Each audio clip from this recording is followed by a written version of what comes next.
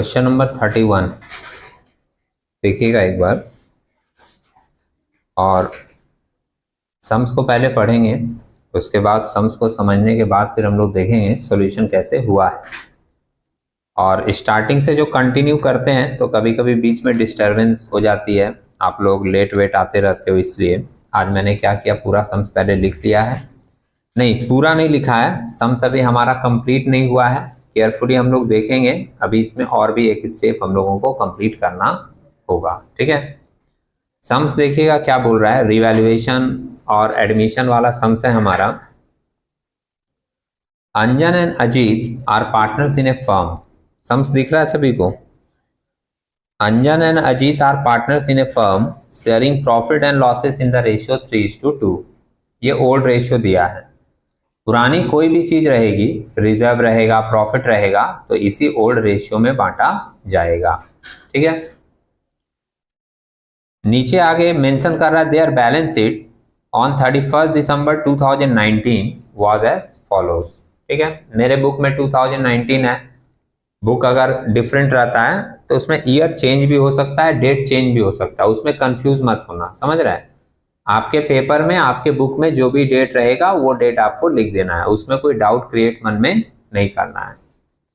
Balance sheet में क्या क्या आइटम है देखिएगा, सारे आइटम आप लोग जानते ही हो। लायबिलिटीज में सिर्फ सन्ड्री क्रेडिटर्स दिया है और कैपिटल अकाउंट दिया है दो पार्टनर का, जो पुराना पार्टनर है अंजन और अजीत। और एसेट साइड में क्या क्या एसेट्स है, लैंड एंड बिल्डिंग है, प्लांट है, स्टॉक है, डेटर है और कैश एट बैंक है।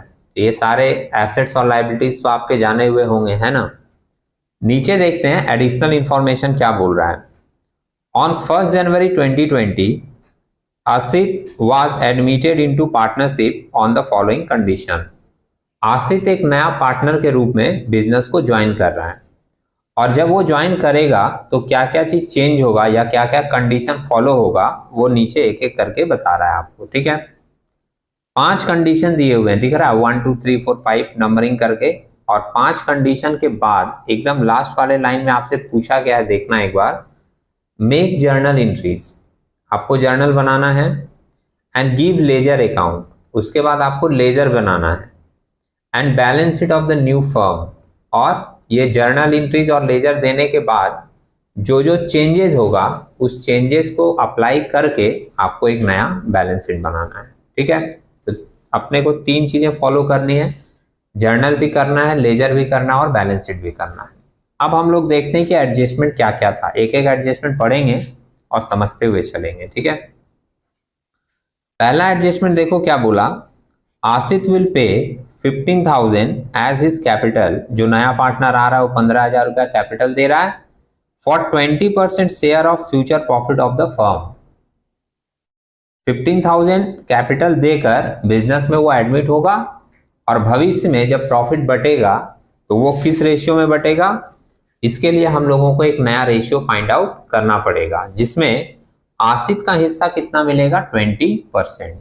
जैसे आप बिजनेस में ज्वाइन कर रहे हो तो आपके मन में ये भी तो क्वेश्चन होगा कि हम 15,000 रुपया कैपिटल दे रहे हैं, फ्यूचर में प्रॉफिट होगा तो हमको कितना मिलेगा।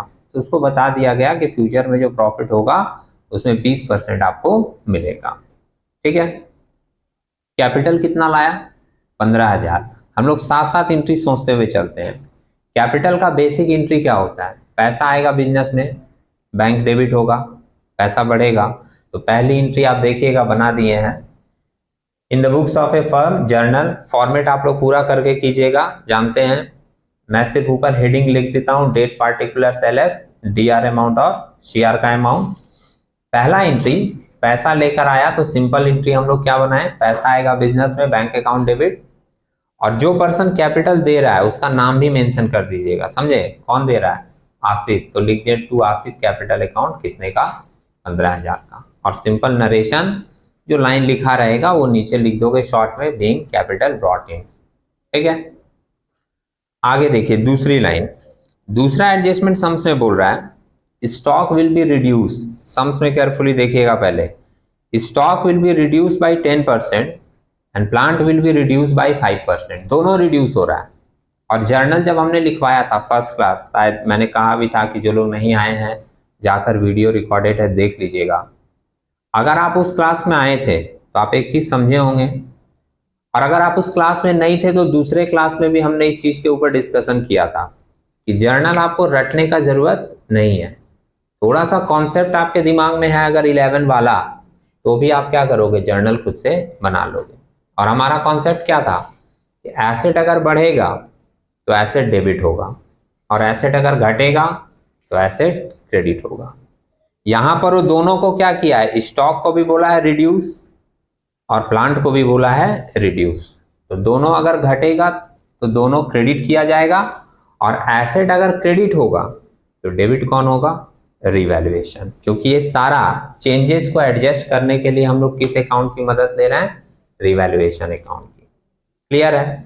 तो हम लोग चाहें तो दोनों को मिला के भी कर सकते हैं, बहुत जगह आपको ऐसा देखने को मिलेगा, लेकिन मैं पर्सनली बोलूंगा कि अभी आप सीख रहे हो, स्टार्टिंग का समय है, तो आप क्या करो कि मिक्स करके दोनों को एक साथ एंट्री मत करो, आप सेपरेट सेपरेट करो। समझ रहे हैं? जब पूरा चीज तुम्हारे कंट्रोल में आ जाए तो उस समय आप बहुत सारा चीज को मर्ज करके, मिक्स करके, कंबाइन करके भी कर दोगे तो कोई प्रॉब्लम नहीं होगा। ठीक है? तो पहले स्टॉक हमारा घटा, क्रेडिट होगा, डेबिट कौन होगा, रिवैल्यूएशन। आप देखिए एंट्री क्या बनाए, रिवैल्यूएशन को डेबिट किए और स्टॉक को क्रेडिट किए। सिंपल है। कितना परसेंट से बोला था, 10%। ऊपर देखो एसेट्स में स्टॉक का वैल्यू कितना दिया हुआ था, 10,000 दिया था ना, तो 10,000 का 10% हम लोग निकाल दिए। आप चाहोगे तो ऐसे लिख कर भी दिखा दीजिएगा, आपका थोड़ा क्लियर रहेगा कि फिगर कहां से आया है। ठीक है? प्लांट भी क्या हुआ, रिड्यूस हुआ है, तो प्लांट अगर घटेगा तो क्या होगा, क्रेडिट, डेबिट होगा कौन, रिवैल्यूएशन। एंट्री बना दी है, revaluation account debit to plant account. Plant आप देख लीजिए बैलेंस शीट में दिया हुआ है 15,000 का, दिखा, और आपको बोला है 5% से घटाना है। 15,000 का 5% आप निकालोगे, आपको वैल्यू मिल जाएगा कितना, 750। समझ रहे हैं? और थोड़ा सा प्रेजेंटेशन क्लियर करने के लिए आप अपना जर्नल में एक एक जर्नल करने के बाद क्या कीजिएगा, ये तो जानते हैं ना आप लोग, क्लोज कर दीजिएगा एक एक जर्नल को। ठीक है? जिससे आपका सेपरेट सेपरेट जर्नल दिखाई देगा, साफ सुथरा। क्लियर है? अगला लाइन देखो क्या लिखा है एडजस्टमेंट नंबर 3 में। 3 नंबर मेंशन कर रहा है the value of land and building will be appreciated by 20%। तो जब डिक्रीज हो रहा था एसेट तो क्रेडिट कर रहे थे, लैंड एंड बिल्डिंग का वैल्यू बढ़ गया तो क्या करेंगे, डेबिट। एंट्री बना दी है land and building account debit to revaluation account. ठीक है?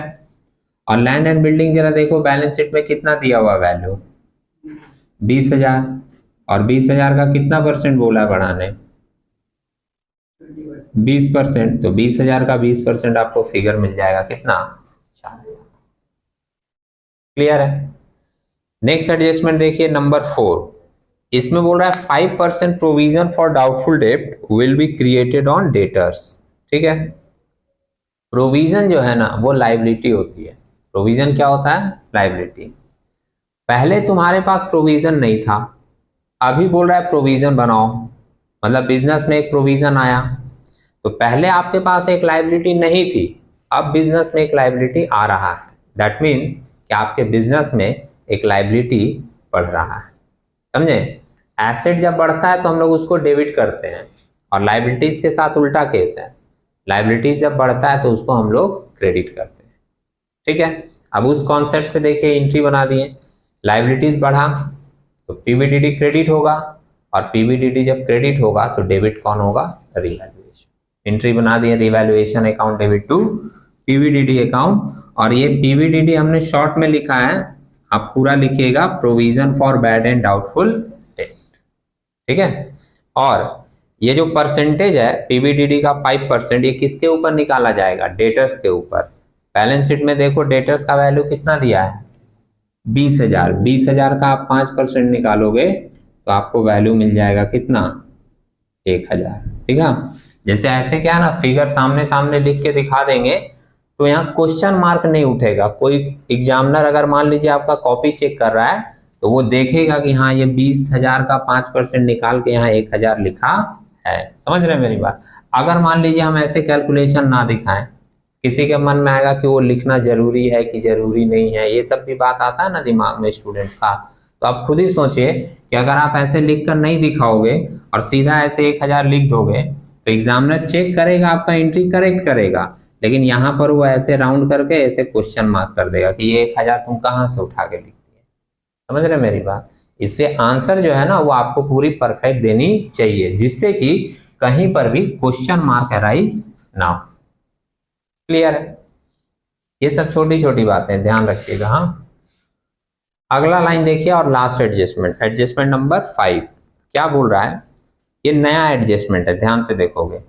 N item of 500 included in sundry creditors is not likely to be claimed and hence it should be return back.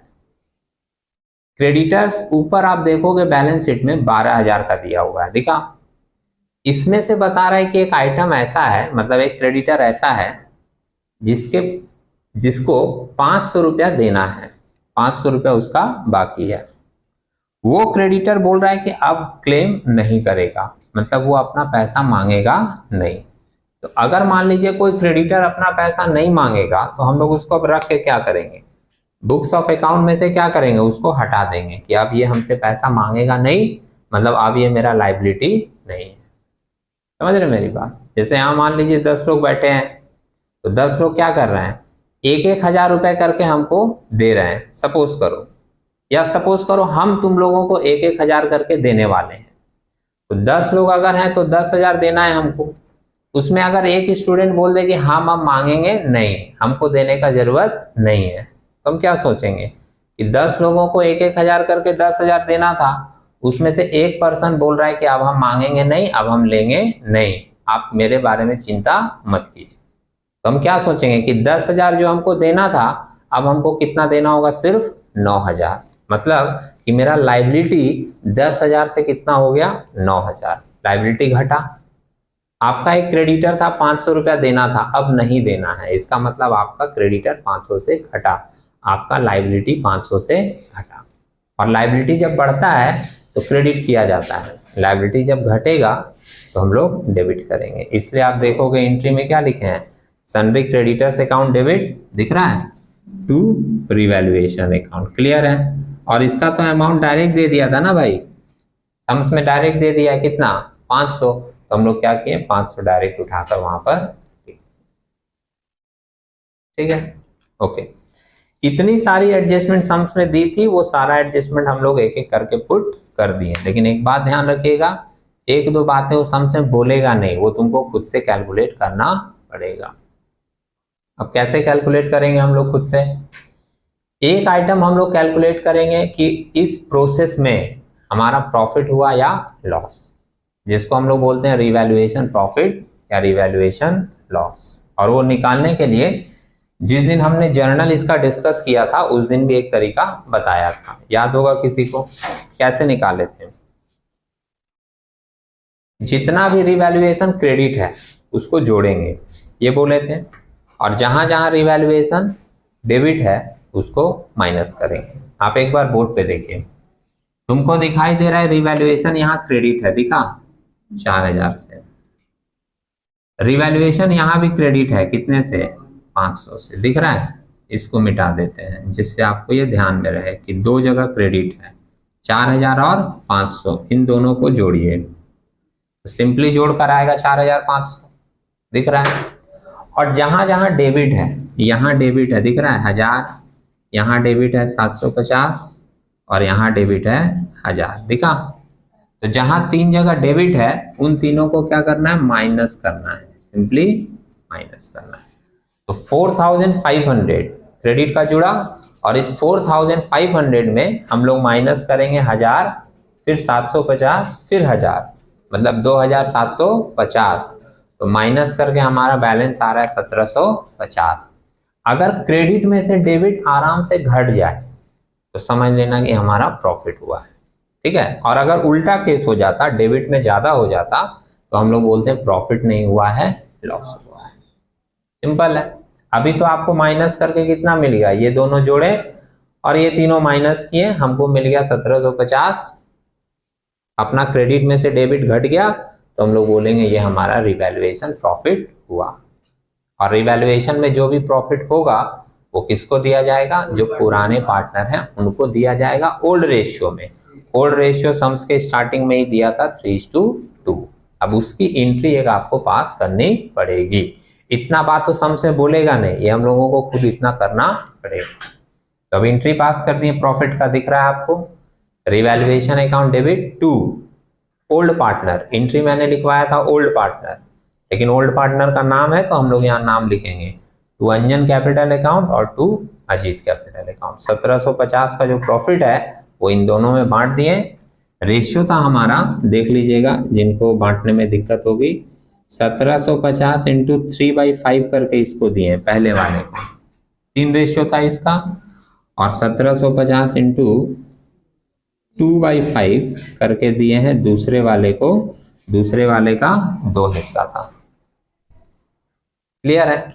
और इतना करने के बाद आप छोड़ दीजिएगा, वो लास्ट में जोड़ घटाव करने का जरूरत आपको नहीं है। जैसे ये हो गया ना हमारा, हम लोग जैसे फर्स्ट क्लास 11 में जोड़ते भी हैं इसको, ऐसे आपको जोड़ के यहाँ पर दिखाने की जरूरत नहीं है, क्योंकि एग्जाम में जो क्वेश्चन रहेगा ना उसमें आपका कैलकुलेशन और एंट्रीज पे मार्क्स रहेगा। ऐसे अब जोड़कर टाइम वेस्ट करने का जरूरत आपको नहीं है। एग्जाम में हम लोगों को टाइम मैनेजमेंट भी रखना पड़ता है, समझ रहे हैं मेरी बात। जैसे अगर आपका पूरा टाइम मैनेजमेंट सही से नहीं है, तुम आराम से लिख रहे हो एकदम मस्तानी चाल में, तुम्हारा क्वेश्चन छूट भी जाएगा। समझ रहे हैं आप। 5 नंबर 10 नंबर का क्वेश्चन छोड़ने से अच्छा है कि जो अननेसेसरी चीज है, जिसकी रिक्वायरमेंट नहीं है, उसको स्किप करेंगे और अपना पेपर कंप्लीट करेंगे। ठीक है, ओके। तो ये हो गया हमारा जर्नल। अब हम लोग देखते हैं लेजर। तो लेजर में सबसे पहले आपको एक बात बताएं, अगर आप सुन रहे हो तो, लेजर में हमको हर आइटम का लेजर यहाँ पर नहीं बनाना है। जैसे जब वो लेजर बोलेगा ना तो तुम्हारे दिमाग में सिर्फ 2 ही चीज आना चाहिए। क्या क्या? एक रिवैल्यूएशन अकाउंट और एक पार्टनर्स कैपिटल अकाउंट। समझ रहे हैं, ये दोनों लेजर है। आप बोलोगे और भी तो आइटम है, स्टॉक था, प्लांट था, लैंड एंड बिल्डिंग था, पीवीडीडी था, क्रेडिटर्स था। समझ रहे हैं, इन सारी चीजों का इस पार्टिकुलर प्लेस में, मतलब admission of a new partner में, इन सारे एसेट्स और लायबिलिटीज का लेजर मेंटेन किया जाता नहीं है। समझ रहे हैं। और जब एकदम बहुत ज्यादा ऐसा रिक्वायरमेंट हो गया तो फिर वो मेंटेन होगा। अदरवाइज जब लेजर बोलेगा तो तुम सारा आइटम का लेजर मेंटेन नहीं करोगे। सिर्फ कितना बनाओगे? 2। एक रिवैल्यूएशन अकाउंट, ये लेजर है, और एक पार्टनर्स कैपिटल अकाउंट, ये लेजर। ठीक है। अब देखिए, रिवैल्यूएशन अकाउंट जो हम बनाए हैं, ये सिंपली जर्नल तो मेरे पास में था, दिख रहा है ना आपको। आप जर्नल को फॉलो करके ये अकाउंट बना लीजिए। लेजर बनाने का क्या तरीका होता है आपको याद दिलाएं, अगर आपको याद ना हो तो। अगर मेरा अकाउंट मतलब रिवैल्यूएशन जो बन रहा है, अगर मेरा अकाउंट डेबिट हुआ है जर्नल में तो पोस्टिंग डेबिट में होगी, और अगर मेरा अकाउंट क्रेडिट हुआ है जर्नल में तो पोस्टिंग क्रेडिट में होगी। ठीक है। इस लाइन के ऊपर एक बार सोच के देखो। पहले वाले में तो रिवैल्यूएशन का नाम नहीं है, नहीं होगा पोस्टिंग। दूसरे वाले में देखो रिवैल्यूएशन डेबिट है ना, दिख रहा है, तो हमने डेबिट साइड में पोस्टिंग किया है। क्या नाम से? टू स्टॉक, 1000 रुपया दिखा। दूसरे एंट्री में भी देखो रिवैल्यूएशन डेबिट है, तो पोस्टिंग मेरा डेबिट में होगा टू प्लांट के नाम से, 750। तीसरे एंट्री में देखो रिवैल्यूएशन क्रेडिट है, दिख रहा है ना, तो पोस्टिंग हमारा क्रेडिट में हुआ बाय लैंड एंड बिल्डिंग के नाम से, कितना? 4000। क्लियर है। सिंपल एक लाइन है। आपका अकाउंट अगर डेबिट दिख रहा है, पोस्टिंग डेबिट में कर दो। आपका अकाउंट अगर क्रेडिट में दिख रहा है तो पोस्टिंग क्रेडिट में कर दो। समझे। और नाम ऑपोजिट लिखना है, जैसे रिवैल्यूएशन के साथ ऑपोजिट में जो नाम रहेगा वो नाम आपको सिंपली लिख देना है। क्लियर है। नेक्स्ट देखिए, इसमें रिवैल्यूएशन डेबिट है ना, डेबिट में पोस्टिंग कर दिए टू पीवीडीडी 1000 रुपया। इसमें देखिए रिवैल्यूएशन क्रेडिट है, और इसके अपोजिट में कौन है? क्रेडिटर्स, तो रिवैल्यूएशन के क्रेडिट में लिख दिए बाय सन्ड्री क्रेडिट में पोस्टिंग हो गया। क्लियर है। और इस लास्ट वाले एंट्री में रिवैल्यूएशन डेबिट था ना, और पार्टनर्स कैपिटल क्रेडिट था, तो देखिए रिवैल्यूएशन के डेबिट में टू पार्टनर्स कैपिटल अकाउंट बोलकर दोनों का नाम एक साथ लिखकर जोड़कर ऐसे बाहर दिखा देते हैं। इससे प्रेजेंटेशन थोड़ा अच्छा लगता है। समझ रहे मेरी बात। और ब्रैकेट में लिख दिए कि ये है हमारा शेयर ऑफ प्रॉफिट। क्लियर है। अगर मान लो कभी सम्स में जर्नल बनाने ना बोले और डायरेक्ट बोले कि प्रिपेयर रिवैल्यूएशन अकाउंट, तो आपको सारा जर्नल अपने मन में सोचना होगा और मन में सोचकर आपको डायरेक्ट यहाँ पर पोस्ट करना होगा, समझ रहे हैं। और डायरेक्ट यहाँ पर पोस्ट करने के बाद इधर क्रेडिट का आप जोड़ोगे, जोड़कर देख रहे हो 4,500, और इसमें से डेबिट का माइनस करोगे, जो बचेगा वो प्रॉफिट होगा, वो प्रॉफिट पुराने पार्टनर में बांट दो। समझ रहे हैं। जब डायरेक्ट बोलता है प्रिपेयर रिवैल्यूएशन अकाउंट, तो हम लोग सारा जर्नल अपने मन में सोचते हैं और मन में सोचकर ये देखते हैं कि इसमें रिवैल्यूएशन डेबिट हुआ, पोस्टिंग डेबिट में होगा, इसमें रिवैल्यूएशन क्रेडिट हुआ, पोस्टिंग क्रेडिट में होगा। समझे। हम लोग ऐसा भी सम्स करेंगे जिसमें जर्नल नहीं करना होगा, सोच सोच के आपको डायरेक्ट रिवैल्यूएशन अकाउंट बनाना होगा, ठीक है। लेकिन जैसे आप स्टेप वाइज चलोगे ना किसी चीज में, तो मैटर आपका क्लियर होगा, बाद में आपको कंफ्यूजन कम होगा। क्लियर है। अब दूसरा एक हम लोग एक लेजर बना दिए पार्टनर्स कैपिटल अकाउंट। तो पार्टनर्स कैपिटल का भैया मैं बार बार बोल रहा था कि फॉर्मेट आप लोग पढ़ लीजिएगा, फॉर्मेट आपको फर्स्ट चैप्टर में ही लिखाया गया था। देखिए पार्टनर्स कैपिटल अकाउंट का ये फॉर्मेट है। पार्टिकुलर्स 3 पार्टनर है मेरे, पार्टिकुलर्स 3 पार्टनर है, 2 पुराने 1 नया आया है, दिखा। सबसे पहले हम लोग लिखते हैं बाई बैलेंस बीडी। ये जो अमाउंट लिखते हैं ये कहाँ से लिखते हैं, तो जो बैलेंस शीट में दिया हुआ रहता है। देखिए 33,000 और 25,000 दिया है ना। इसके बाद यहाँ देखिए और बैलेंस शीट में कुछ नहीं था, पहले एंट्री में कैपिटल का नाम आया था, दिख रहा है। और लेजर का रूल अभी हम क्या बताएं तुमको, जो अगर मेरा अकाउंट क्रेडिट है तो पोस्टिंग क्रेडिट में हो जाएगा, ठीक है। कैपिटल क्रेडिट है ना, तो पोस्टिंग क्रेडिट में हो गया, क्या लिखकर बाय बैंक अकाउंट, और पैसा किस में चला गया, असेट में, जो पैसा। और बीच में तो कहीं पर भी कैपिटल का नाम नहीं था, फिर लास्ट में कैपिटल का नाम आया और इसमें भी कैपिटल क्या है, क्रेडिट है, दिख रहा है। तो क्रेडिट साइड में बाय रिवैल्यूएशन बोलकर पुराने दोनों पार्टनर में वो पैसा चला गया। आप बोलोगे आप तो रिवैल्यूएशन नहीं लिखते हैं, कोई प्रॉब्लम नहीं है, बाय रिवैल्यूएशन के जगह पर बाय शेयर ऑफ प्रॉफिट भी लिख सकते हैं। तुम बाय रिवैल्यूएशन अकाउंट लिख दो, या बाय शेयर ऑफ प्रॉफिट लिख दो, या बाय रिवैल्यूएशन प्रॉफिट लिख दो, कोई प्रॉब्लम नहीं। समझ रहे हैं। इन सब की मीनिंग सेम होती है, लैंग्वेज में कभी कंफ्यूज नहीं होना, एक ही बात को 2-3 तरीके से लिखा जा सकता है। क्लियर है। अब ये जो हमारा आया इसको टोटल कर देते हैं। जानते हो आप लोग कि कैपिटल अकाउंट को टोटल किया जाता है ना, ठीक है। इसको टोटल करके लिख दीजिए। लास्ट वाले का तो 15,000 ही आएगा, 34,050, 25,700 और 15,000। और डेबिट में तो कोई अमाउंट नहीं है, तो टू बैलेंस सीडी करके हम लोग ये अमाउंट दिखा देते हैं, है ना। 25,700 और 15,000। और आप लोगों को ये बात पता है कि जो भी चीज टू बैलेंस सीडी करके लिखते हैं उसको हम लोगों को टोटल के नीचे फिर बाई बैलेंस बीडी करके भी दिखाना पड़ता है। 34,050, 34,050, 25,700। फिगर एक ही है लेकिन आपको ये 2-3 बार ऐसे लिखना पड़ेगा जिससे आपका पूरा चीज कंप्लीट दिखे। क्लियर है। आप लोग इसको कंप्लीट कर लीजिए।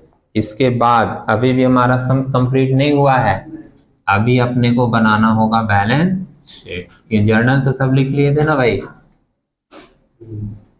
है ना। ओके, तो ये वाला पार्ट मैं मिटा दे रहा हूं और इधर वाला आप लोग कंटिन्यू कर लीजिए। एक बैलेंस शीट अपने को बनाना होगा। और सुन रहे हैं अगर आप मेरी बात, मैंने पिछले दिन देखा था एक बच्चा धड़ाधड़ बैलेंस शीट से उठा के फिगर लिख के टोटल करने लगा, तो आप भूलोगे नहीं। सुन रहे हैं मेरी बात कि बैलेंस शीट में हम लोग जितना भी फिगर दिखाएंगे उसमें जो जो चेंजेस हुआ है, बढ़ा है, घटा है, वो चेंजेस एडजस्ट करके तब बैलेंस शीट बनाएंगे। समझ रहे हैं। ऐसा नहीं कि एसेट्स और लायबिलिटीज वाला फिगर उठा उठा के डायरेक्ट दिखा दें। चलिए अब हम लोग बनाते हैं अपना बैलेंस शीट। ऐसे लिख दीजिएगा बैलेंस शीट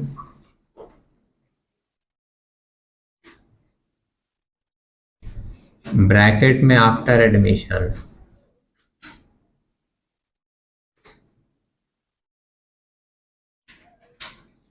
और एज ऑन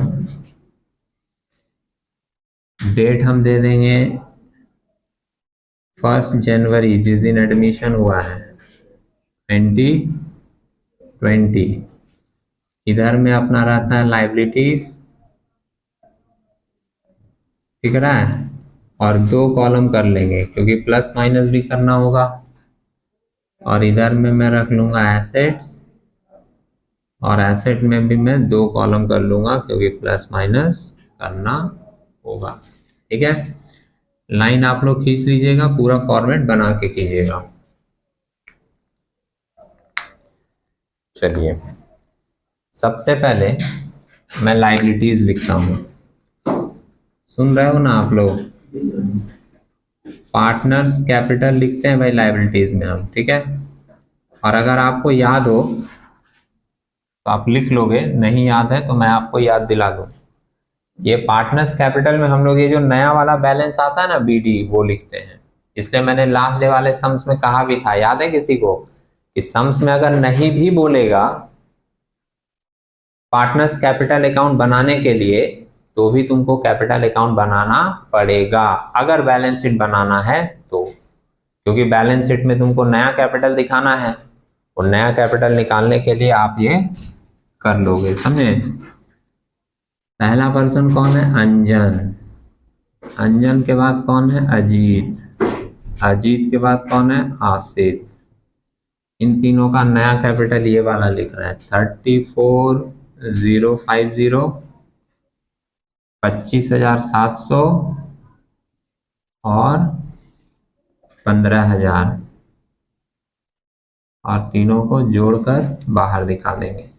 और एक सन्ड्री क्रेडिटर्स है भाई, सन्ड्री क्रेडिटर्स आप लोग देखिएगा 12,000 शायद दिया हुआ है बैलेंस शीट में, है ना? बोलो, ठीक है, 12,000 है, इसमें लेस कर देंगे रिटर्न बैक। रिटर्न बैक हम लोग कर देंगे कितना? 500, तो बाहर चला जाएगा 11,500। और ये ऊपर वाला जोड़कर कितना जा रहा है भाई? 75,250 नहीं, 74,750, है ना? इन तीनों को जोड़कर 74,750, 74,750, है ना? अब एसेट्स में देखें क्या क्या है। पहला है लैंड एंड बिल्डिंग, तो चलिए पहला आइटम मैं लिख देता हूँ land and building. Land and building हम लोगों का दिया हुआ है सम्स में 20,000। इसमें ऐड करेंगे एप्रिसिएशन, क्योंकि ये बढ़ गया था। एप्रिसिएशन हुआ है हम लोगों का 20%, याद है, 4,000 का, ये हो जाएगा 24,000। इसके बाद प्लांट था, प्लांट हम लोगों का दिया हुआ था 15,000, इसमें घटा था तो लेस कर देंगे, डेप्रिसिएशन बोलकर आप घटा सकते हो।